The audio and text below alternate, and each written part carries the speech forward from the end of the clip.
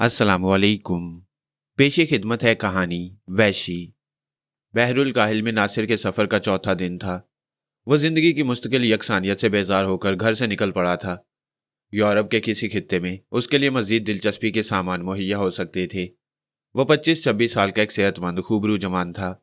अब तक कई लड़कियों से दोस्ती कर चुका था, लेकिन कोई भी लड़की उसे इतना मुतासिर न कर सकी कि वो उससे शादी कर लेता। मुहिमात का रसिया नासिर कई बार छोटे मोटे सफ़र कर चुका था, लेकिन इस बार उसने कुछ लंबा प्रोग्राम बना लिया था। नासिर के घर में आसूदा हाली का दौर दौरा था। वो तालीम से फारिग होकर कोई अच्छा सा कारोबार करना चाहता था, लेकिन बहुत दिन तक जब कोई फैसला ना कर सका तो एक दिन यूं ही उसे ख्याल आया कि क्यों ना घर से बाहर निकल कर देखा जाए। जिंदगी की रंगीनियों से उसे बेहद लगाव था। मुहिम जुई शायद उसे विरसे में ही मिली थी। उसका बाप भी तो एक सयाह ही था जो अमेरिका घूमने गया था, लेकिन नासिर की मां ने उसे अपनी मोहब्बत में ऐसा जकड़ा कि आखिर दोनों ने शादी कर ली। नासिर ने सफर का फैसला बड़ी उजलत में किया था। उसने सिर्फ चंद दोस्तों को अपने इरादे से मुतला किया। ये दोस्त इस किस्म के ना थे कि नासिर को इस सफर से बाज रखने की कोशिश करते। वो अपने मामलात में किसी को ज्यादा मुदाखलत की इजाजत भी ना देता था। नासिर ने सफर के लिए क्वीन बहरी जहाज का इंतखाब किया। यह जहाज निस्बतन छोटा था और रफ्तार भी इसकी कम थी, और ये तमाम बातें नासिर के प्रोग्राम के मुताबिक ही थीं। वह समुंदर के सफर से पूरा लुत्फ उठाना चाहता था। सफर की तवालत का नासिर को एहसास ना था।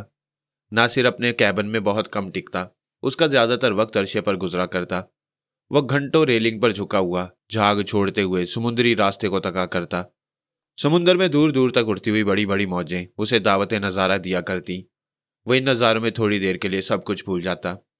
इन शरीर मौजों को देखते हुए नासिर के जिस्म में झुरझुरी सी आ जाती, और थोड़ी देर को उसका जी चाहता कि वह समुद्र में छलांग लगा दे। वह इन मौजों को जेर करके उनके असरार जानना चाहता था, लेकिन यह सब सोचने की बातें थीं। ऐसा न था कि वो कोई डरपोक आदमी हो या उसे तैरना ना आता हो, मगर बेमकसद समुद्र में कूदना एक फजूल सा ख्याल था। जहाज के मुसाफिरों में वह रोशी से कुछ मुतासिर हुआ था। रोशी ने भी उसके साथ ही सफर शुरू किया था। हरचंद नासिर को उसकी मंजिल के बारे में कुछ इल्म ना था, लेकिन जब पहली बार रोशी ने मुस्कुराती हुई नजरों से उसका खैर मकदम किया तो वह अरशे पर बहुत से लोगों की मौजूदगी में रोशी के करीब चला गया। रोशी नासिर को अपने कैबिन में ले गई। वो बहुत खुश थी। जहाज पर तनहा सफर करते हुए वो कई दिन से बोर हो रही थी। नासिर उसकी रफाकत का हक अदा कर सकता था, फिर वो खूबसूरत भी थी और जवान भी। रोशी ने उस दिन झिझकते हुए नासिर को अपने कैबिन में दावत दे डाली। नासिर को भला क्या एतराज हो सकता था। उसने रोशी की दावत कबूल कर ली। नासिर को यकीन नहीं आ रहा था कि यूं अचानक उसे रोशी जैसी लड़की मिल जाएगी। शाम का खाना नासिर ने रोशी के साथ ही खाया। फर्स्ट क्लास के इस कैबिन में रेडियो के अलावा टीवी सेट भी था। बड़ी देर तक नासिर और रोशी टीवी से दिल बहलाते रहे। प्रोग्राम के दरमियान उन्होंने 2 मरतबा चाय भी पी। 10 बजे रोशी को नींद सताने लगी। नहीं डार्लिंग, आज की ये बेशकीमत रात सोने के लिए नहीं है। क्यों, आखिर रात तो सोने के लिए होती है, रोशी ने कहा। नासिर मुस्कुराकर बोला, जवानी की चंद रातें जागकर भी गुजारी जाती हैं। रोशी ने हाल ही में तालीम मुकम्मल की थी। एक दिन जब उसे मालूम हुआ कि लंदन में उसके चचाजाद भाई की शादी करीब होने वाली है, तो रोशी अपनी इस ख्वाहिश को ना दबा सकी जो मुद्दत से उसके दिल में परवरिश पा रही थी। वो लंदन के बारे में अजीबोगरीब कहानियां अपनी सहेलियों से सुन चुकी थी। दूसरे दिन जब नासिर और रोशी अरशे पर खड़े हुए आइंदा के बारे में प्रोग्राम बना रहे थे, रोशी ने सुबह नहा धोकर बेहतरीन लिबास पहना हुआ था। वो इस वक्त कॉलेज गर्ल मालूम हो रही थी। खुद नासिर इतने कीमती सूट और छोटी सी दाढ़ी और तेज मूंछों में बड़ा स्मार्ट नजर आ रहा था। अरशे पर इत्तेफाक से उस वक्त कोई ना था। रोशी ने नासिर के गले में अपनी मरमरी बाहें हमायल करते हुए नाज से कहा, माय डियर नासिर, तुम भी मेरे साथ लंदन चल रही हो ना? मुझे कोई एतराज नहीं है, लेकिन उसने जुमला अधूरा छोड़ दिया। लेकिन क्या प्यारी, रोशी ने पूछा। मैं शहरों से उकता गया हूँ। जी चाहता है कोई आज़ाद फिजा हो, तन्हाइयाँ हो, हरे भरे रास्ते और तुम्हारी आंखों की तरह गहरी झीलें हों जिसमें तैरते हुए सफ़ेद कमल के फूल राहगीरों को अपनी जानिब मुतवज्जा कर लेते हों। वहाँ तुम हो और मैं, तीसरा कोई ना हो। नासिर जब खामोश हो गया तो रोशी ने मुस्कुरा कर कहा, ओह, तुम तो शायर भी हो मेरे अच्छे नासिर। लेकिन नासिर ने रोशी की बात का कोई जवाब ना दिया। हाँ, अब उसकी गिरफ्त कुछ और सख्त हो गई थी। रोशी नासिर की इस गर्म जोशी पर झूमी जा रही थी। मैं तुम्हारे साथ हर जगह जा सकती हूँ प्यारी। अब तो जहाँ तुम रहोगी वही मेरा घर होगा। रोशी ने नासिर पर मुकम्मल एतमाद का इजहार करते हुए कहा। देखते देखते साफ शफाफ आसमान पर बादल छा गए। मतला अबर आलूद होने की वजह से हल्का सा अंधेरा फैल गया। शायद कुछ देर बाद बारिश आ जाएगी। बारिश के तस्वुर से नासिर और रोशी अपने दिलों में मुसरत की अनजानी लहरें महसूस कर रहे थे। अभी आधा घंटा भी ना गुजरा था कि बादलों ने जोरदार घन गरज के साथ बरसना शुरू कर दिया। बारिश चंद मिनट में ही तूफानी सूरत इख्तियार कर गई। नासिर रोशी के साथ उसके कैबिन में चला आया। वो रोशी को इस वक्त तन्हा नहीं छोड़ना चाहता था। बारिश के तेवर खतरनाक होते जा रहे थे और मूसलाधार बारिश ने रोशी के चेहरे पर फिक्र की अलामतों को उजागर कर दिया था। कई घंटे तक मुसलसल बारिश ने लोगों को अपने अपने कैबिनों में चले जाने पर मजबूर कर दिया। अरशे और रैलिंग पर कोई मुसाफिर न था। हाँ, जहाज का अमला भी मुस्तैदी से अपने फराइज अदा कर रहा था। वो लोग इस अरसे में कई बार जहाज को चेक कर चुके थे। असल में ये एक कदीम वज़ा का पुराना जहाज था। बारिश और तेज हवा की वजह से मौजों का दबाव काफी बढ़ गया था। अमले के लोग इसलिए ज्यादा दौड़ धूप कर रहे थे कि कहीं से अगर क्रैक हो जाए तो फौरन उसकी मुरम्मत कर दी जाए। बारिश आधे घंटे को रुकी, लेकिन घटाटोप अंधेरे में कमी ना हुई। निस्फ घंटा बाद जब दोबारा बारिश शुरू हुई तो उसमें बला की शिद्दत आ चुकी थी। कप्तान इस सूरत हाल से घबराकर चारों तरफ जहाज चेक करने वालों की मदद कर रहा था। उसने एहतियातन हंगामी हालात के लिए तमाम मुनासिब तैयारियों की हदायत भी जारी कर दी थी। जहाज के अकब से उन लाइफ बोट्स को वर्किंग ऑर्डर में कर दिया गया था जो खतरनाक मौके पर इस्तेमाल की जाती हैं। दोबारा बारिश ने शुरू होकर बंद होने का नाम ही नहीं लिया।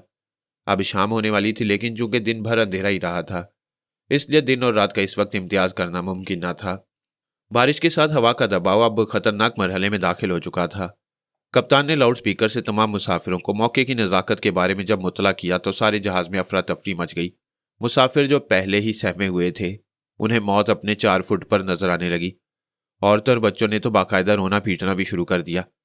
इस नई सूरत हाल से रोशी भी मुतफिक्र नजर आ रही थी, लेकिन नासिर इस वक्त भी बड़ी लापरवाही का मुजाहरा कर रहा था। शायद वो रोशी पर अपनी धाक बिठाना चाहता था, लेकिन यह भी सच है कि वो फितरी तौर से बड़ा निडर और बहादुर वाक़ हुआ था। खतरात में घिर के उसे सुकून सा महसूस होता। जब वो किसी मुश्किल से ओहदा पर आ हुआ करता तो वो दिन उसके लिए ईद का दिन होता। वो रोशी के लिए थोड़ा सा फिक्रमंद जरूर था। उसने सोचा मुमकिन है कोई खतरनाक सूरत हाल पेश आ जाए। इस सूरत में रोशी को संभालना भी यकीनन एक मसला बन सकता था, लेकिन नासिर ने रोशी को अपने ख्यालात से मुतला करना जरूरी ना समझा। वो रोशी को बराबर तसल्लियां देता रहा। रोशी, जो पहले काफी खौफ नजर आ रही थी, अब नासिर से चिमट कर बड़ा सुकून महसूस कर रही थी। मौजों की गिड़गिड़ाहट और हवा का शोर बराबर बढ़ता जा रहा था। जहाज की रफ्तार अब ना होने के बराबर थी। जहाज को बार बार झटके भी लगने शुरू हो गई। 2-3 घंटे की इस कैफियत के बाद कप्तान ने हंगामी हालात का बाकायदा ऐलान कर दिया। लाइफ बोट्स को पानी में उतार दिया गया। कप्तान ने नक्शा देखकर यह तो मालूम कर लिया था कि यहां से चंद मील पर वह जजायर शुरू हो जाती हैं जिनका सिलसिला अफ्रीकी ममालिक से जा मिलता है। हर चंद के उन जजायर पर तहजीब व तमद्दुन का आफ्ताब पूरी तरह रोशन न था, लेकिन किसी न किसी हद तक मुतमद्दन दुनिया से उनका राब्ता बहरहाल था। इन जजायर में चंद जजीरे ऐसे भी थे जहां सयाहों का दाखिला ममनून था। वो लोग सख्त वैसी और जंगली थे। अजनबी को देखते ही वो मुश्तइल हो जाते थे। जहाज में ऐलान के बाद वो भगदड़ मची कि अल्लाह की पनाह। एक नफसा नफसी का आलम था। हर शख्स ये चाहता था कि वो सबसे पहले सीढ़ियों से उतरकर लाइफ बोट्स में पहुंच जाए। उस वक्त के मंजर को क़यामत का मंजर कहा जाए तो बेजाना होगा। बहुत सी औरतें उजलत में अपने रोते हुए बच्चों को जहाज में भूलकर खुद सीढ़ियों से उतर गई थीं। जहाज की हालत बिगड़ती जा रही थी। अब हवा का जोर हालांकि बहुत कम हो गया था, लेकिन समुद्र में जवार भाटा का समा बदस्तूर था। जहाज बड़ी बड़ी लहरों में तिनके की मानिंद लरज रहा था। कई जगह से जहाज में सुराख भी हो चुके थे जिनमें से पानी अंदर आ रहा था। जहाज का अमला इन सुराखों को बंद करने की हर मुमकिन कोशिश में लगा हुआ था, लेकिन उनके भी हाथ पांव शायद फूल गए थे। दम बदम जहाज के डूब जाने का खतरा करीब तर हो रहा था। जहाज अगरचे डगमगा रहा था और हर चेहरे पर हवाइयां उड़ रही थीं, लेकिन सिर्फ एक नासिर ही था जो इस वक्त भी मुस्कुरा रहा था। नासिर इस मुसीबत के वक्त में जहाज वालों की मदद करना चाहता था, लेकिन वो मदद क्या करता सिवाय इसके कि जहाज के मुसाफिरों को लाइफ बोट्स तक पहुंचा देता। लेकिन तूफान के तेवर ऐसे ना थे कि इन छोटी कश्तियों में सवार होने वालों की जान महफूज कही जा सके। उसने तेजी से अपने कोट की जेबों में तंबाकू और पाइप डालकर रोशी को देखा, जो अब कांपने लगी थी। खौफ से उसका हाल बहुत पतला हो रहा था। उसने कुछ सोचकर सूखी गिजा के चंद डिब्बे भी कोट की जेबों में ठूंस लिए। अब वो नीचे उतरने के लिए गोया तैयार हो चुका था। बमुश्किल तमाम वो रोशी को लेकर एक कश्ती तक पहुंच सका। रात भर नासिर तूफानी लहरों से मसरूफे पैकार रहा। रोशी इस अरसे में बहुत ज्यादा निढाल हो चुकी थी। वो एक नौजवान लड़की थी। मौत का अव्वल तो तस्वुर ही बड़ा भयानक होता है, फिर उन नौजवानों के लिए जिनके दिल में जीने की उमंग होती है। जिंदगी की मोहब्बत कुछ ज्यादा ही सरगर्म नजर आती है। यही हाल रोशी का था। वो जीना चाहती थी। नासिर ने उसे कई बार मुस्कुरा कर देखा। वो रोशी की इस हालत से भी लुत्फ अंदोज होता रहा। वाकई रोशी इस वक्त भी बला की हसीन लग रही थी। खौफ की वजह से उसका लरजता हुआ नाजुक जिस्म फूलों के उस शाख की मानंद था जो तेज हवाओं से लचक जाती है। नासिर रात भर कश्ती को एक अनजानी मंजिल की तरफ खींचता रहा। वह मुखालिफ सिमत में कश्ती को खी रहा था, लेकिन ऐसे आलम में जबकि समुंदर में दियोदाज मौजें उठ रही हों, कश्ती को मुखालिफ सिमत में आगे बढ़ाना कोई आसान बात नहीं। लेकिन नासिर को तो आसान बातों से जैसे चिढ़ थी। जब कोई बड़ी मौज उसकी छोटी सी कश्ती को दूर तक ले जाती और फिर समुद्र के बहाव के रहमो करम पर छोड़ देती, तो नासिर दोबारा हिम्मत करके फिर कश्ती को उसी तरफ आगे बढ़ाने की कोशिश करता। सुबह तक इस भयानक तूफान का जोर बिल्कुल खत्म हो गया। यह सुबह कितनी शानदार थी। रोशी को इंतहाई खौफ और फिक्र के बावजूद रात के पिछले पहर नींद आ गई थी। सुबह जब धूप काफी फैल गई, नासिर ने रिस्ट वॉच पर नजर डाली। उस वक्त सुबह के 8 बजे थे। वो कई सेकंड तक रोशी पर झुका रहा। बिलाखिर रोशी ने अपनी खूबसूरत आंखें खोल दी, लेकिन उसकी आंखों से अब तक खौफ और हरास झलक रहा था। सुबह बखैर डार्लिंग, नासिर ने रोशी को जागते देखकर कहा। सुबह बखैर। लेकिन नासिर, हम कहाँ हैं? ये कौन सी जगह है? वो जहाज? फिर रोशी खुद ही अपने सवालात पर नादिम सी हो गई। रोशी को उदास देखकर एक बार फिर नासिर ने कहा, हम जल्द ही किसी किनारे तक पहुंच जाएंगे रोशी, फिक्र की जरूरत नहीं। और हाँ, वो बदनसीब जहाज, वो तो अब तह में बैठ गया होगा। मैंने खुद उसे डूबते हुए देखा है रोशी। रोशी की उदासी बिला वजह न थी। जहाज में ना जाने कितने लोग डूब गए होंगे। उसे रह रहकर उन बदकिस्मत मुसाफिरों का ख्याल आ रहा था। हालांकि वो खुद अभी समुद्र के सीने पर तैर रहे थे। उन्हें सिर्फ एक मोहूम सी आस ही थी कि किसी किनारे से लग जाएंगे, लेकिन ये बात वसूख से तो नहीं कह सकते थे। थोड़ी देर बाद रोशी ने नासिर से पूछा, प्यारे, क्या तुमने पहले इधर का सफर किया है? तुम्हें यह कैसे मालूम है कि हम जल्द ही किनारे पर पहुंच जाएंगे? इसकी एक खास वजह है डार्लिंग, नासिर ने उसे प्यार से देखते हुए कहा। अगर हमारी मौत आनी ही थी तो हम हरगिज जहाज से इस तरह बचकर ना निकल सकते। फिर तुम जो मेरे साथ हो, मैं हर तूफान का मुकाबला करके तुम्हें जिंदगी की मुसर्रतें दे सकता हूँ। खुदा भी तुम जैसी हसीना पर जरूर रहम करेगा। नासिर की बेतुकी बातों पर रोशी शर्मा कर रह गई। हालांकि वो नासिर की बातों से मुतमईन न थी, लेकिन नासिर की रफाकत ही उसके लिए हजारों नेमतों से कम न थी। 2 दिन बाद एक शाम बिलाखिर रोशी की दुआएं और नासिर की अनथक मेहनत रंग लाई।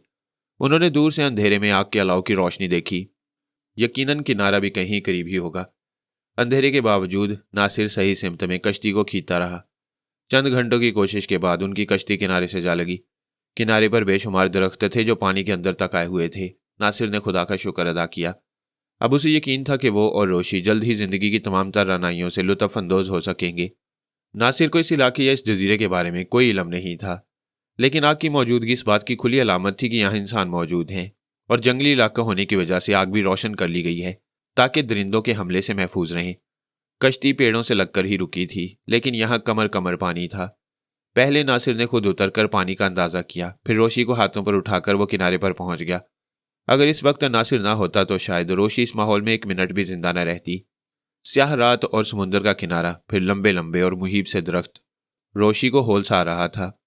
लेकिन नासिर की मौजूदगी ने उसे एक मुसर्रत आफरी सुकून सा बख्श दिया। कई घंटे तक नासिर और रोशी इस जंगल में चलते रहे। रोशी की रफ्तार बहुत सुस्त थी। नासिर ने कई बार कहा कि वो रोशी को गोद में ले ले, लेकिन रोशी को एहसास था नासिर कई दिन से सख्त अजाब में मुब्तला रहा है। उसने इम्कानी बिसात से ज्यादा ही मेहनत और मुशक्कत उठाकर रोशी की जान बचाई है, इसलिए अब रोशी नासिर पर मजीद कोई बोझ ना डालना चाहती थी। हालांकि जंगल में और रात के वक्त चलने का इत्तेफाक उसे जिंदगी में पहली बार हुआ था। फिर वो जिन हालात में ये सफर कर रही थी वो भी नाकाबिल यकीन थे, और उम्मीद अफजा भी कोई बात अब तक ना थी, सिवाय इसके कि अब वो लोग तूफान से महफूज थे। रोशी को यह भी खतरा था कि कहीं कोई दरिंदा करीब ही उनकी घात में ना हो। इन लोगों के पास हिफाजत का कोई सामान ना था। अगर दरिंदा हमला करता तो बेचारा नासिर क्या करता? इन तमाम बातों के बावजूद नासिर के साथ आगे बढ़ने पर मजबूर थी। सुबह 4 बजे तक नासिर और रोशी बराबर जंगल में आगे बढ़ते रहे। अब वो रोशनी जो उन्होंने समुद्र से ही देख ली थी बिल्कुल करीब आ गई थी। नासिर को तो जंगल में सफर करते हुए कोई खास तकलीफ नहीं हुई, लेकिन बेचारी रोशी का हुलिया बिगड़ गया। वह बिल्कुल पस्त हो गई थी। हालांकि रोशी के ख्याल से नासिर ने रास्ते में कई जगह रुककर दम लिया था, लेकिन रोशी बहरहाल एक नाजुक अंदाम लड़की थी जिसे जिंदगी में पहली बार इतनी बड़ी मुसीबत का मुंह देखना पड़ा। कमाई आली, तुम लोग कौन हो? अचानक बहुत से नंग धड़ंग आदमी उनकी तरफ लपके। ये लोग आग के गिर्द बैठे थे। नासिर और रोशी को आता देखकर इस तरफ आ गए। करीब से नासिर ने देखते हुए मालूम किया इन लोगों ने पत्तों से नाव के जेरी हिस्से को ढांप रखा है। उनके कंधों पर कुल्हाड़ियां थी जो इस वक्त नासिर के करीब आते हुए उन्होंने हाथ में ले ली थी। ये लोग तादाद में 8 थे। अंधेरे में नासिर को इनकी सूरतों के बारे में कोई सही अंदाजा न हो सका। हम मुसाफिर हैं, हमारा जहाज तूफानी लहरों में गर्क हो चुका है, नासिर ने बुलंद आवाज से कहा। उन्होंने इशारे से कहा, हमारे साथ चलो। नासिर ने फौरन उनके हुक्म की तामील की। हुक्म देने वाले उनके आगे चल रहे थे। नासिर भी रोशी को लेकर उनकी तकलीद में चल पड़ा। कोई 2 घंटे की मुसलसल और तवील मुसाफत के बाद नासिर और रोशी एक बस्ती के करीब पहुंच गए। अब सुबह के उजाले में हर चीज साफ नजर आने लगी थी। इस बस्ती में तमाम झोंपड़ियां थी जिन्हें एक ही तर्ज पर बनाया गया था। ये झोंपड़ियां मोटी लकड़ी के डंडों और घास से तामीर की गई थी और काफी कुशादा थी। सब झोंपड़ियों में एक एक ही दरवाजा था जो आमदोरफ्त के लिए इस्तेमाल हो रहा था। झोंपड़ियों का सिलसिला गुलाई में दूर दूर तक फैला हुआ था। यहाँ की जमीन बिल्कुल साफ और हमवार की हुई मालूम होती थी। झोंपड़ियों के दरमियान बहुत बड़ा रकबा खाली पड़ा हुआ था।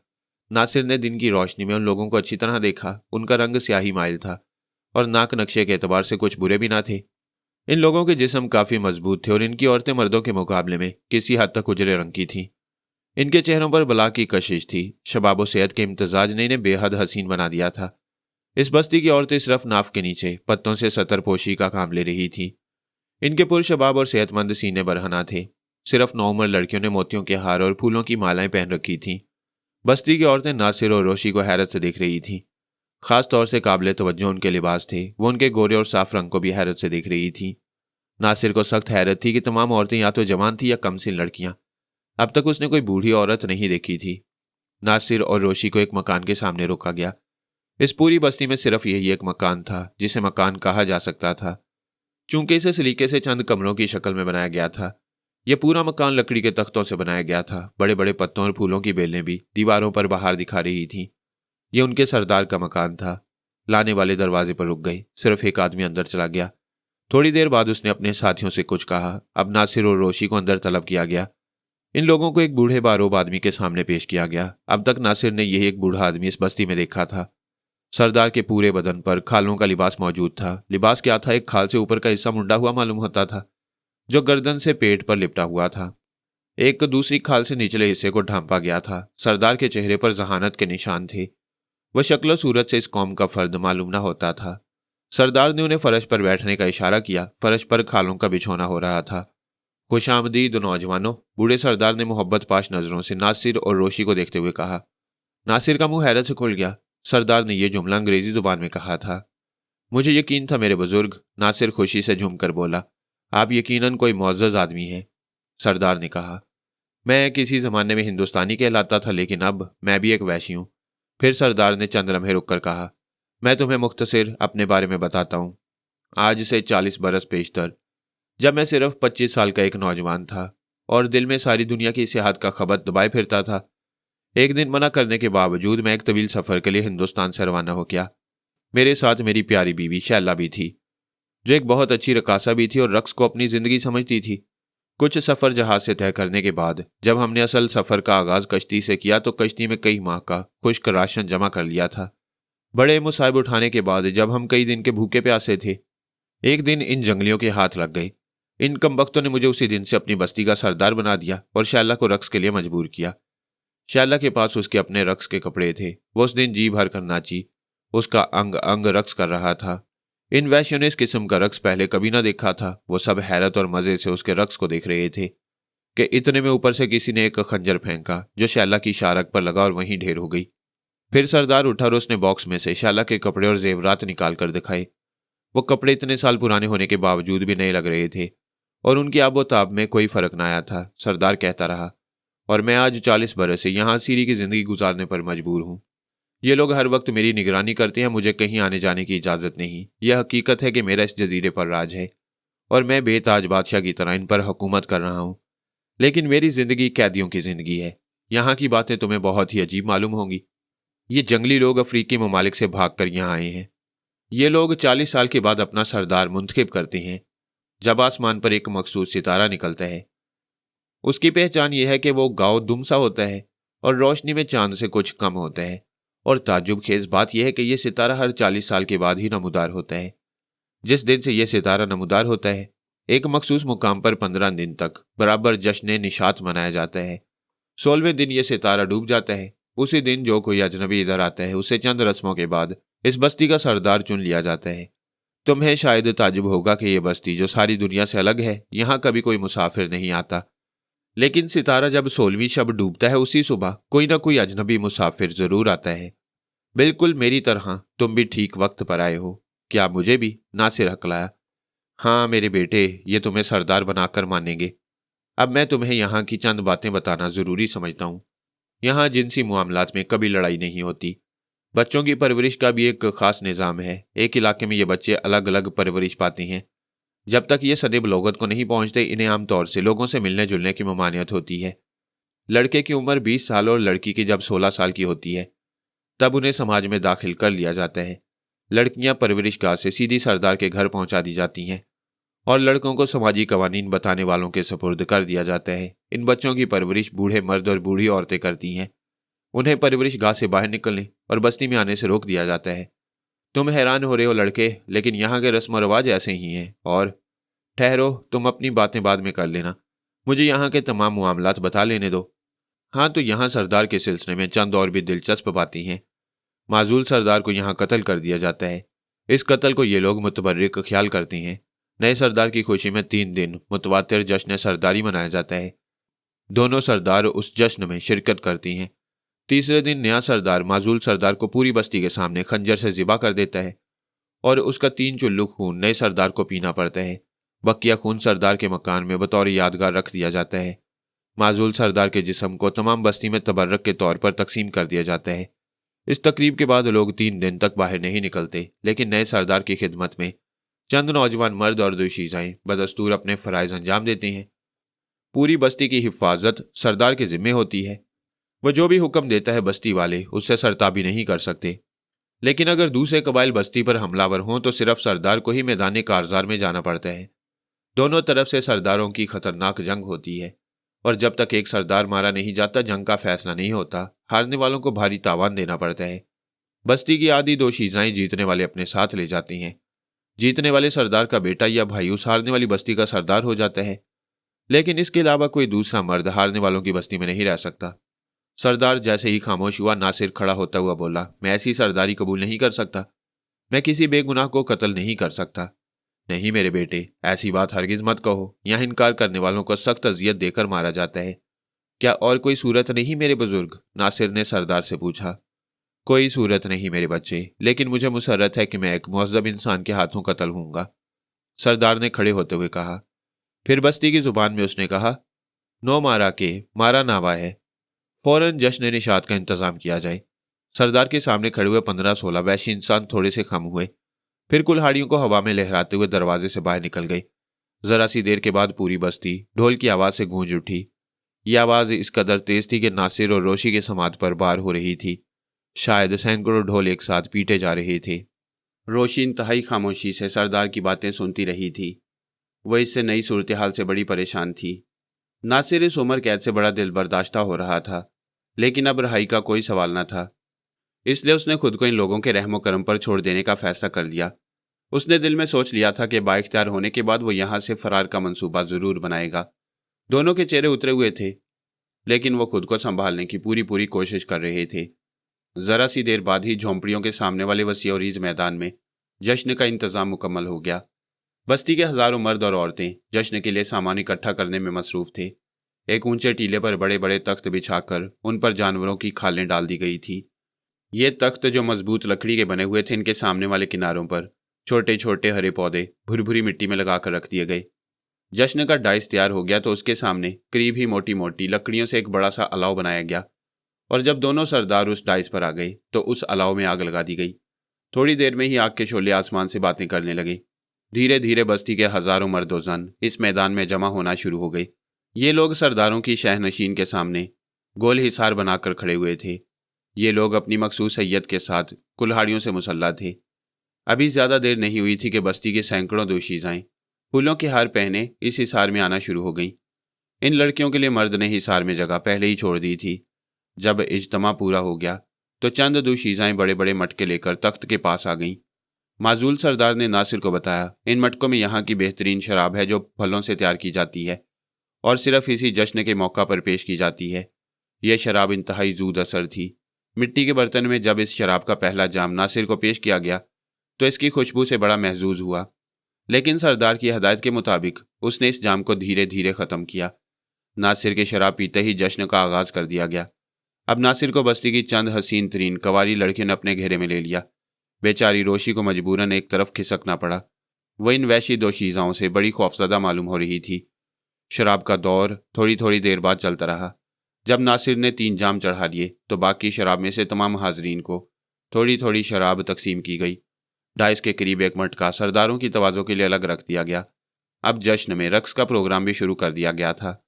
चंद लोग ढोल बजाकर खुशी का इजहार कर रहे थे। कुछ नौजवानों ने बांसुरियां किस्म की चीज़ें ले रखी थी। बूढ़े सरदार के पहलू में भी कई दोशीज़ाएं बैठी हुई थी जो सरदार की दिलबस्तगी के लिए मखसूस थी। इस जश्न के दौरान तमाम इख्तियारात माजूल सरदार के पास ही हुआ करते थे। अचानक सन रसीदा सरदार ने अपनी जगह से उठकर रोशी का हाथ थाम लिया। रोशी और नासिर हक्का बक्का रह गए। सरदार के हाथ थामने का मकसद था कि वो रोशी के साथ तखलिया चाहता है।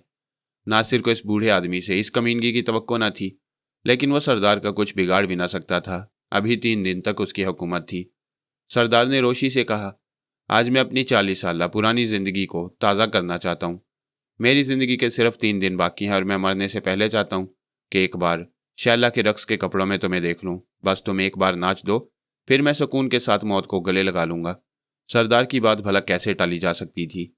रोशी को शैला के कपड़े पहनाए गए और उन कपड़ों में रोशी को रक्स करना पड़ा। रोशी के इस अजीबोगरीब रक्स को देखने के लिए बेशुमार मर्दोजन जमा थे और रोशी का रक्स शुरू हो गया। रोशी शैला की तरह माहिर रकासत होना थी, लेकिन इस फन से खूब वाकिफ थी। सब ने बड़े शौक से उसका रक्स देखा। रक्स के खात्मे पर फिर सरदार ने रोशी का हाथ पकड़ लिया। रोशी इस बूढ़े के साथ हरगिज जाने पर रजामंद न थी, लेकिन जब नासिर ने रोशी की जिंदगी को खतरा महसूस किया तो उसे जाने की इजाज़त दे दी।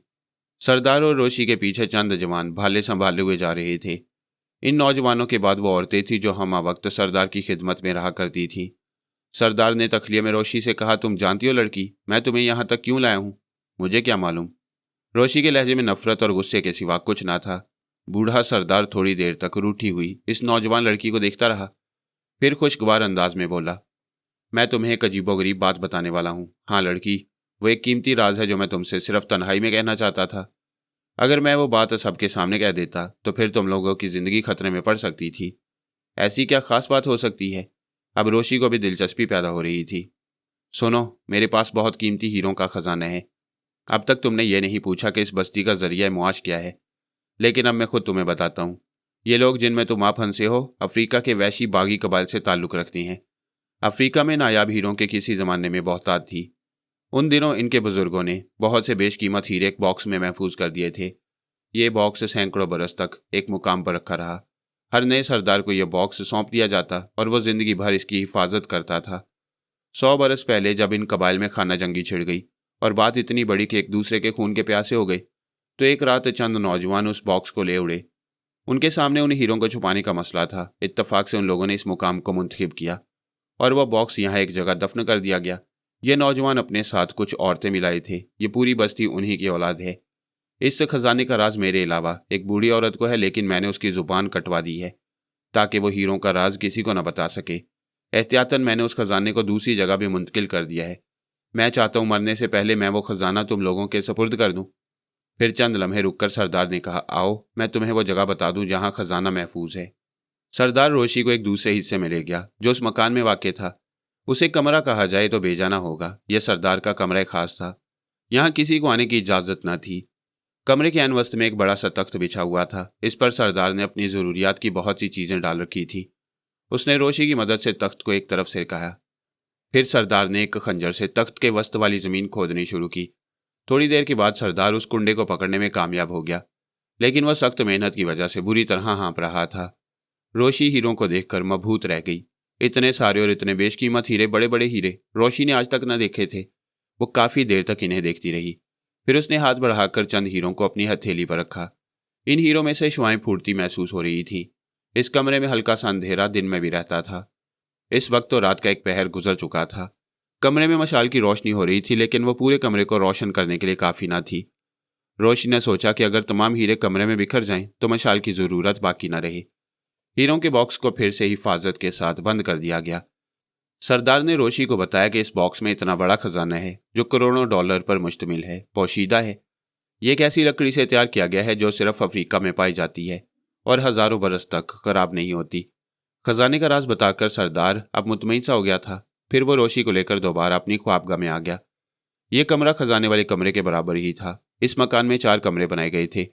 पहले बड़े कमरे में सरदार के मुहाफिज और कनीजें रहती थी। दूसरे कमरे को सरदार ख्वाबगाह के तौर पर इस्तेमाल करता। तीसरे में खजाना था। यहाँ सरदार कौम के मसाइल पर लोगों से तबादला ख्याल किया करता था। और चौथा कमरा कौम की हिफाजत के लिए कुल्हाड़ियों के स्टोर के तौर पर काम आ रहा था। चूंकि सरदार ने रोशी के साथ तखलिए की ख्वाहिश का इजहार किया था, इसलिए उसके बॉडीगार्ड और कनीजें पहले वाले कमरे में रुक गई थी। ख्वाबगाह में आकर सरदार ने रोशी को एक अजीबोगरीब बात बताई। उसने एक तेल रोशी को दिखाया और उसके इस्तेमाल का तरीका बताकर कहा, यह सदाबहार जवानी की मुजर्रब दवा है। असल में इस दवा के चंद कतरे 1 साल की मेहनत से सिर्फ एक दरख्त से हासिल की जाती है। फिर इन्हें सरदार के सामने पेश कर दिया जाता है। इसके इस्तेमाल से सरदार ताहयात जवान रहता है। उधर नासिर रोशी की तरफ से सख्त परेशान था और वह रोशी के बारे में मालूमात हासिल करने के लिए सख्त बेताब था। उसकी परेशानी बढ़ती जा रही थी। उसका जी चाहता था कि भाग कर जाए, लेकिन दस्तूर के मुताबिक नया सरदार जश्न के खात्मे से पहले नहीं उड़ सकता था, क्योंकि कई मुसल्ला जवान हर वक्त उसके सर पर पहरा देते रहते थे। नासिर इस फिक्र में डूबा हुआ था कि सरदार रोशी को लिए हुए वापस आ गया, लेकिन ये दोनों एक प्रोग्राम बनाकर गए थे।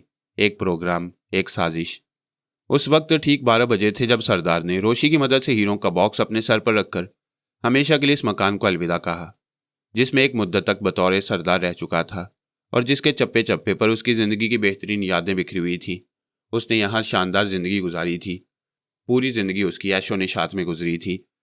इत्तफाक से जब से वो सरदार हुआ था, इस बस्ती पर किसी दूसरे कबीले ने हमला भी ना किया था।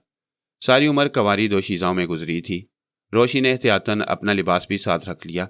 वे एक छोटी सी कीमती घड़ी कलाई पर पहले से बांध चुकी थी। ज़रूरी सामान की गठरी रोशी को उठाना पड़ी।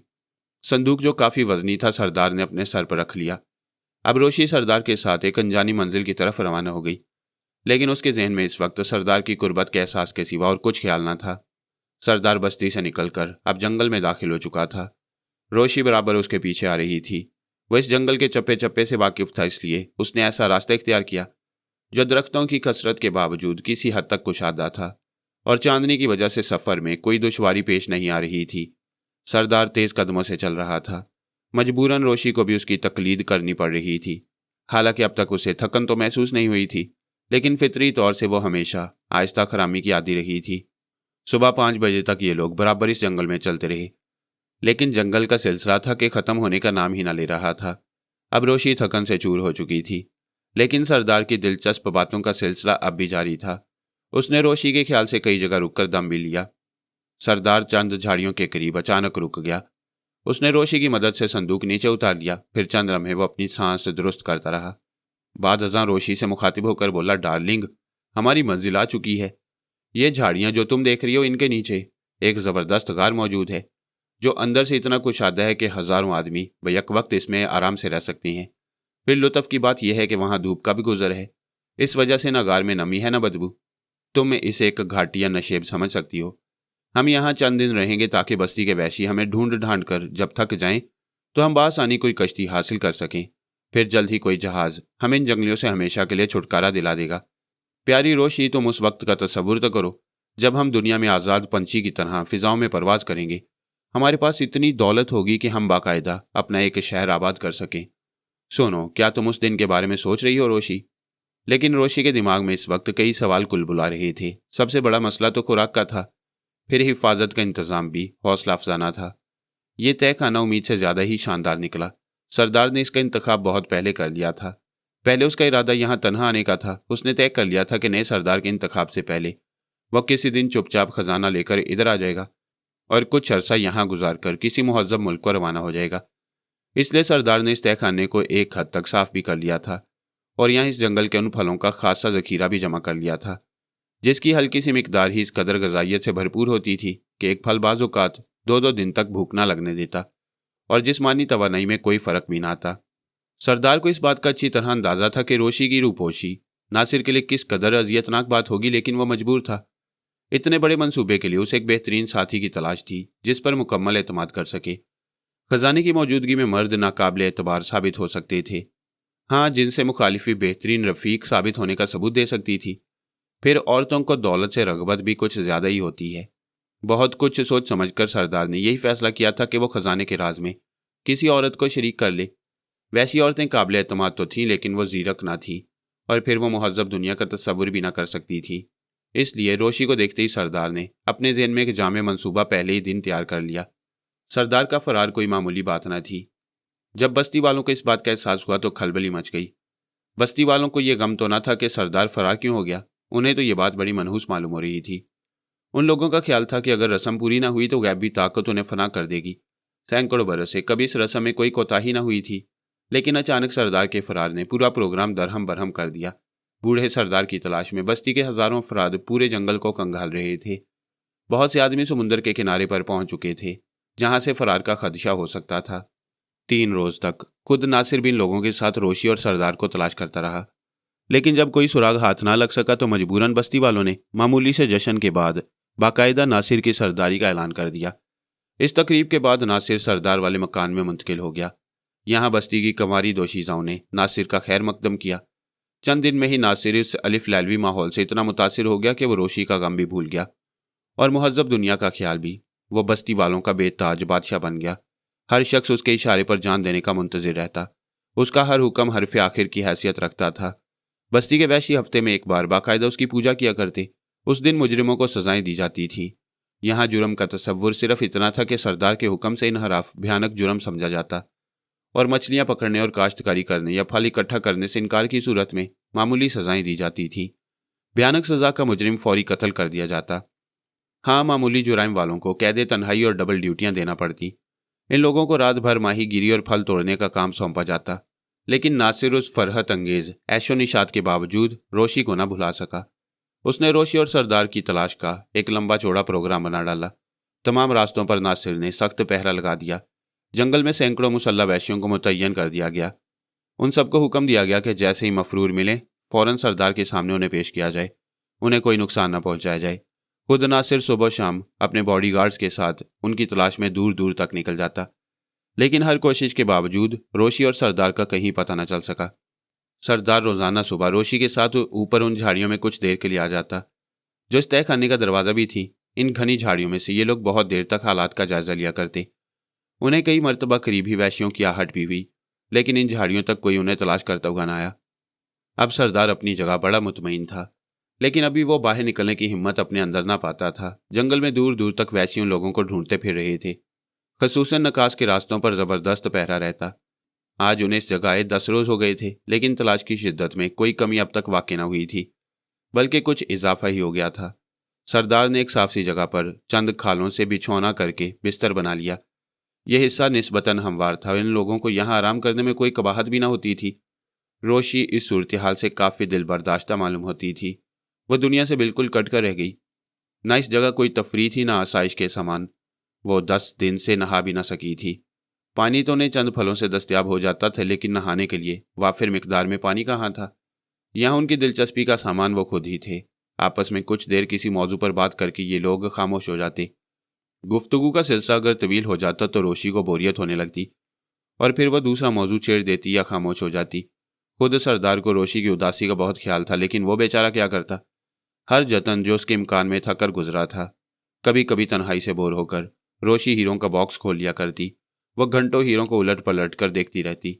इस तरह वक्त भी गुजर जाता और हीरों से खेलने के जज्बे को भी आसूदगी मिल जाती। एक दिन जब सरदार झाड़ियों तक गया हुआ था, रोशी ने जैसे तैसे करके उन हीरों के चंद जेवरात बना डाले। उसने लिबास से अपने जिस्म को रगड़ रगड़ कर साफ किया। फिर ये जेवरात जिस्म पर बड़े एहतमाम से सजाकर वो सरदार का इंतजार करने लगी। इस आलम में भी उसे एक मर्द से अपने जिस्म की तारीफ कराने का हौसला बाकी था। वाकई रोशी इस मामले में बड़ी दलेर साबित हुई थी। वह बड़ी देर सरदार के इंतजार में लेटी रही। फिर लेटे लेटे ना जाने कब उसकी आंख लग गई। अभी वो ज्यादा देर सोने ना पाई थी कि अचानक उसकी आंख खुल गई। रोशी ने अपने जिस्म पर खुरदरे हाथों को महसूस किया। ये हाथ जो उसके नाजुक जिस्म को छीले दे रहे थे। रोशी ने समझा शायद सरदार आ गया है। वह बड़े नाज से किसमिसाई, लेकिन वह कोशिश के बावजूद करवट न ले सकी। कोई उसके ऊपर झुका हुआ था। मुझे सोने दो सरदार। लेकिन वह जुमला पूरा न कर सकी। जिस्म पर रेंगता हुआ हाथ उसे गैर फितरी सा मालूम हुआ।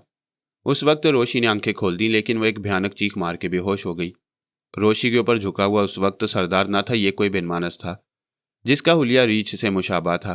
हालांकि एज़ा तमाम इंसानी अज़ा से मुशाबह ही थे, लेकिन बदन पर बालों की कसरत और हाथों के नाखून बड़े बड़े हो जाने से उसकी हैयत अजीब सी हो रही थी।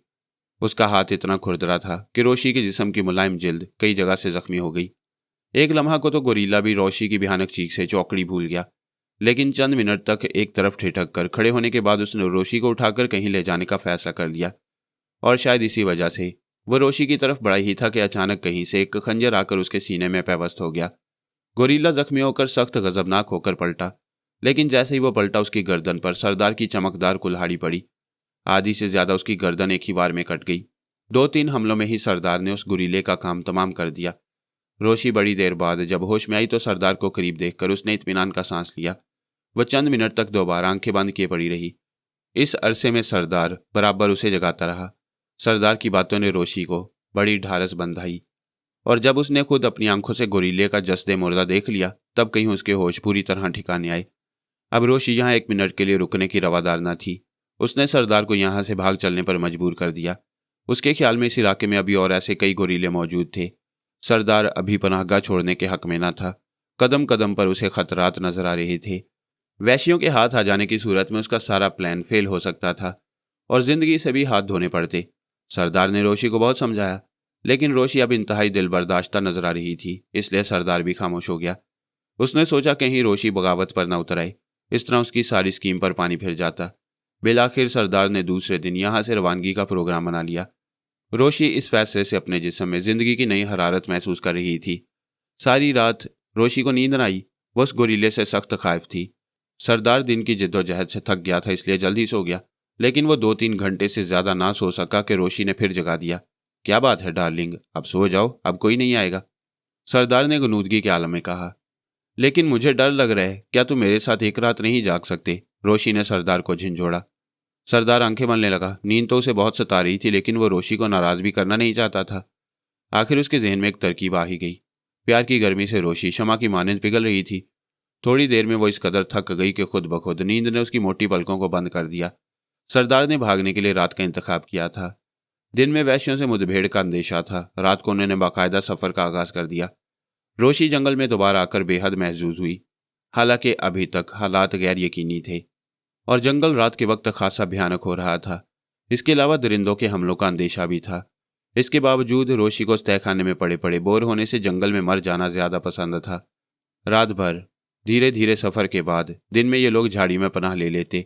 सरदार बड़ी होशियारी से सफर कर रहा था। उसने तमाम मुमकिन एहतियाती तदाबीर को मद्देनजर रखा। वो 2 रातों के मुसलसल सफर के बाद एक रात कहीं रुक जाते और यह सफर उनकी जश्न निशात की रात हुआ करती। 20 दिन तक इसी तरह रात को सफर करते हुए आखिर ये लोग साहिल समुंदर के उस इलाके में पहुंच गए जहां बस्ती वालों की कश्तियां मोटे मोटे रस्सों की मदद से बंधी हुई थी। चूंकि बस्ती के कुछ लोग उधर मछलियां पकड़ा करते थे जो उनकी गिजा के काम आती थी, सरदार इस इलाके से थोड़ी दूर घने पेड़ों में छुप गया। वह दिन के वक्त यहाँ पहुंचे थे, इसलिए रात के इंतजार में उन्हें यहाँ रुकना पड़ा। साहिल समुंदर को इतना करीब देखकर रोशी के चेहरे की सुर्खी कुछ और बढ़ गई। अब उसे यहाँ से बखैरियत निकल जाने की उम्मीद हो गई थी। किनारे पर उधर कश्तियों की हिफाजत के लिए सिर्फ 2 पहरेदार मुकर्रर थे, लेकिन इधर से कश्तियों की चोरी का कोई इम्कान न था। अमूमन सुबह के वक्त जब लोग मछलियां पकड़ने आया करते, उस वक्त ये पहरेदार होशियार और चौकस हो जाते। दोपहर से पहले पहले जाल समेट लिए जाते, फिर कश्तियों को किनारे तक छोड़कर लोग बस्ती की तरफ चले जाते। पहरेदारों को भी उस वक्त छुट्टी हो जाती। हालांकि उनका काम तो इस वक्त शुरू होता था। इस बस्ती में आज तक ऐसा कोई वाकया पेश नहीं आया था कि कोई शख्स कश्ती चुराकर यहाँ से फरार हो गया हो, इसलिए बस्ती वालों की कुल कायनात उस बस्ती तक ही महदूद थी। वो बस्ती के अलावा किसी दूसरी दुनिया से वाकिफ ही ना थे। सरदार को इन पहरेदारों के बारे में पूरी मालूमात हासिल थी। मसलन ये कि वो कितने हैं, कहाँ तक पहरा देती हैं और किस वक्त आराम करने के लिए जंगल में बनी हुई एक आरजी झोंपड़ी में चले जाती हैं। उसने उनसे निमटने के लिए रात का वक्त ही पसंद किया, जब वो झोंपड़ी में पड़े ख्वाबे खरगोश के मजे लूट रहे थे। उन पर इस तरह अचानक हमले से बासानी फतह हासिल की जा सकती थी, और फिर सरदार ने ऐसा ही किया। वाकई उसने आसानी से दोनों पहरेदारों को मौत के घाट उतार दिया। वो उनसे नजर बचाकर गुजर सकता था, लेकिन इसमें एक कबाहत यह थी कि कश्तियों के रस्से उधर थे जहां इन पहरेदारों की झोंपड़ी थी। दूसरा, रात के वक्त पानी में थोड़ी सी आहट भी काफी आवाज पैदा कर देती है, इसलिए सरदार ने उनको कत्ल कर देना ही मुनासिब ख्याल किया। पहरेदारों को ठिकाने लगाते ही सरदार ने कश्ती में अपना सामान चढ़ा दिया और एहतियातन कश्ती को खींचने के लिए कई फालतू चप्पू भी रख लिए। रोशी पहले से ही कश्ती में सवार हो चुकी थी। सरदार ने फौरन ही तेजी से कश्ती को समुद्र में आगे की तरफ खींचना शुरू कर दिया। 40 बरस के बाद आज वह दोबारा खुले समुद्र में था और उसकी कश्ती में करोड़ों डॉलर की मालियत के हीरों के अलावा एक ऐसा नादरे रोजगार हीरा भी था जिस पर सरदार को बजा तौर पर फख्र था, और यह हीरा था रोशी। सरदार कश्ती को पूरी कुव्वत से खींच रहा था। उसने सोचा सुबह जब वैशी मछेरे किनारे पर पहुंचेंगे तो पहरेदारों का कत्ल उनसे छुपा न रह सकेगा। मछलियां पकड़ने के जाल पहरेदारों के पास ही रहते थे, जिन्हें वो लोग रोजाना पहरेदारों से लेते और जाते वक्त उन्हीं को वापस दे जाते। किनारे पर सिर्फ 10 कश्तियां थीं। एक कश्ती की चोरी फौरन जाहिर होने का खदशा था। सरदार ने ठीक ही सोचा था। सुबह उसके फरार का राज खुल गया। मछेरों ने फौरन ही नासिर को इस बात से मुतला किया कि रात को दोनों पहरेदारों को मार दिया गया और किनारे से एक कश्ती चुराई गई है। थोड़ी देर बाद चंद वैश्यों ने किनारे के करीब पड़ा हुआ वो हार जो सरदार पहना करता था नासिर के सामने पेश कर दिया। बात बिल्कुल साफ थी। सरदार पहरेदारों को मौत की नींद सुलाकर इधर से फरार हुआ है। लेकिन नासिर को अब तक ये बात मालूम न थी कि वो रोशी के साथ कितनी बड़ी दौलत यहाँ से निकाल कर ले जाने में कामयाब हो गया है। इस इतला पर नासिर की आंखों में खून उतर आया। वो हर कीमत पर इस बूढ़े से अपनी महबूबा को छीन लेना चाहता था। उसे पहले रोशी पर भी कई रोज तक बड़ा गुस्सा आया था।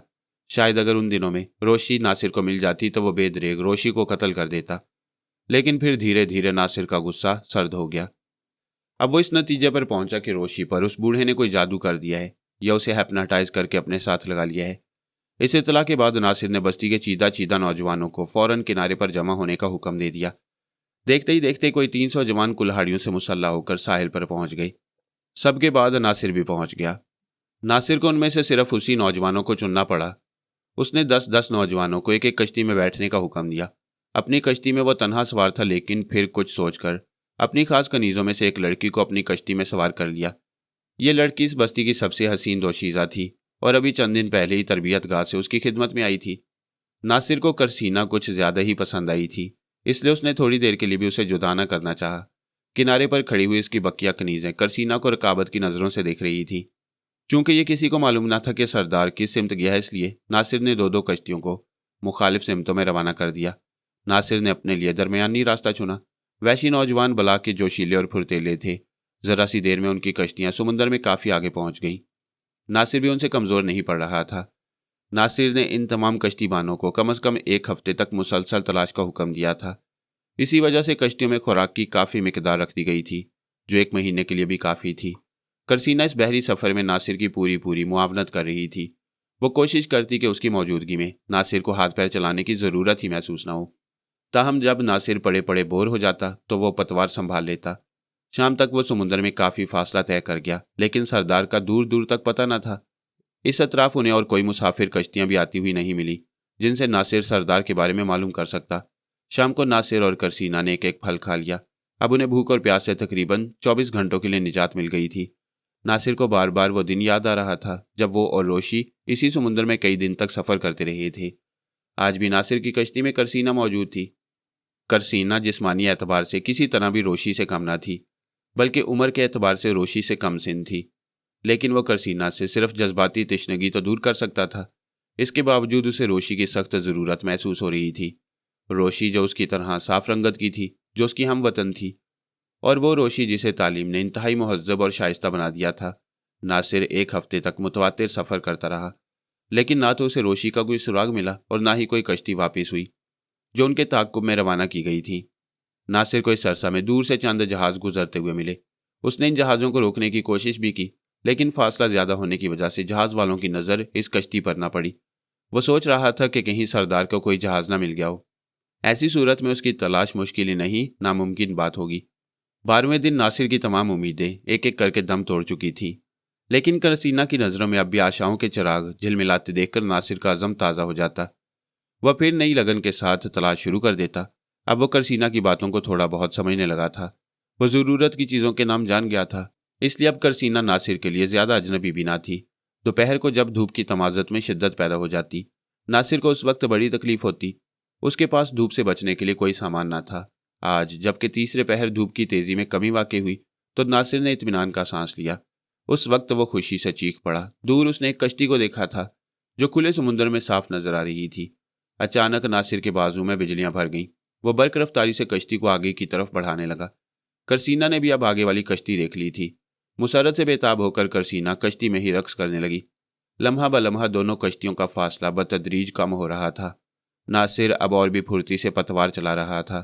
वो जल्द से जल्द आगे वाली कश्ती तक पहुंचकर रोशी को सरदार से आज़ाद कराना चाहता था। नासिर का अंदाज़ा ठीक ही निकला। अगली कश्ती में सरदार और रोशी ही थे। जब फासला बहुत ही कम रह गया तो अचानक रोशी की नज़र नासिर वाली कश्ती पर पड़ी। वो फौरन ही सरदार को पहचान गई। सरदार का रुख उस वक्त नासिर की मुखालिफ सिमत था और चूंकि रोशी सरदार के सामने ही बैठी थी इसलिए पहले रोशी की नज़र नासिर पर पड़ी। उसने सरदार को नासिर की आमद के बारे में बताया तो बूढ़ा सरदार चंद्रमोह को परेशान हो गया। उसकी हैरत इतनी बड़ी कि वो पतवार चलाना भी भूल गया। उसने फौरन ही अपना रुख मोड़ लिया। अब वो नासिर की कश्ती को करीब आता हुआ देख रहा था। नासिर को देखकर थोड़ी देर के लिए सरदार के हाथ पांव फूल गए, लेकिन जल्द ही वह चौंक कर कश्ती को तेजी से आगे बढ़ाने लगा। उसके बूढ़े मगर तंदुरुस्त हाथों में बला की ताकत थी। यकीनन सरदार की कश्ती पिछली कश्ती से तेज जा रही थी। नासिर ने भी सरदार को भांप लिया था। उसने इशारे से करसीना को भी पतवार चलाने को कहा। अब चूंकि करसीना ने भी दूसरी पतवार उठा ली थी, सरदार की कश्ती की रफ्तार और बढ़ गई। आधे घंटे की इस भाग दौड़ में बिलाखिर नासिर की कश्ती सरदार की कश्ती के बिल्कुल नजदीक पहुंच गई। नासिर ने गुस्से से बेकाबू होकर सरदार की कश्ती में छलांग लगा दी। रोशी हैरत से इन दोनों को देख रही थी।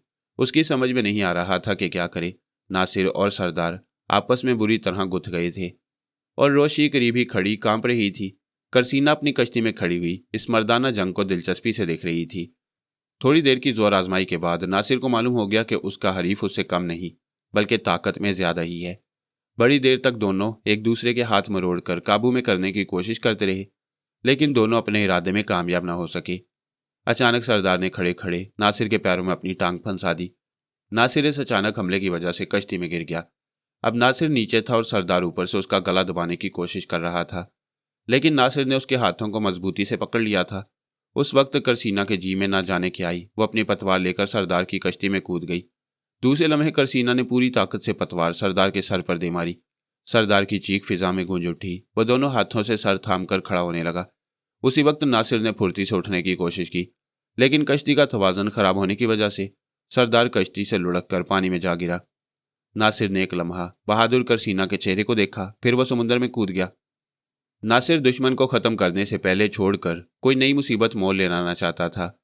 सरदार सर की तकलीफ भूलकर जान बचाने की फिक्र में लग गया, लेकिन नासिर उसके करीब पहुंच चुका था। अब जंग के सिवा कोई सूरत न थी। सरदार ने संभलकर नासिर पर हमला कर दिया। अब सरदार के हाथों में नासिर के लंबे बाल आ गए थे और सरदार इस फिक्र में था कि वो बालों को इतना खींचे कि नासिर बेबस हो जाए, फिर वह आसानी से नासिर को डुबो सकता था। लेकिन अब सरदार के जिस्म में पहली सी जान न थी। सर से काफी खून निकल जाने की वजह से उसके हाथ जवाब देने लगे थे। उसी वक्त नासिर ने सरदार का गला दबा दिया। वो उस वक्त तक सरदार का गला दबाता रहा जब तक उसकी आंखें और जुबान बाहर न निकल आई। चंद मिनट में सरदार का जिस्म फड़क फड़क कर खामोश हो गया। नासिर सरदार का काम तमाम करके जब दोबारा कश्ती में वापस आया तो सबसे पहले रोशी ने मुस्कुराकर उसका खैर मकदम किया। नासिर थोड़ी देर तक गर्मजोशी से रोशी को प्यार करता रहा, फिर उसने प्यार से करसीना को बाहों में ले लिया। नासिर की इस जंग में करसीना ने ही सबसे अहम किरदार अदा किया था। नासिर की जिंदगी असल में करसीना के मरहून मिन्नत थी। खजाने के राज ने नासिर की मुसर्रतों में और इजाफा कर दिया। वो रोशी की सुनाई हुई फर्जी दास्तान से रोशी को बेकसूर तस्लीम कर चुका था। किस्मत के धनी नासिर ने वापस वतन पहुंचकर उनमें से चंद हीरों को फरोख्त करके आला पैमाने पर कारोबार शुरू कर दिया। उसने रोशी के अलावा करसीना से भी बाकायदा शादी कर ली थी और जल्द ही करसीना भी रोशी की तरह एक मुहज़्ज़ब लड़की बन चुकी थी।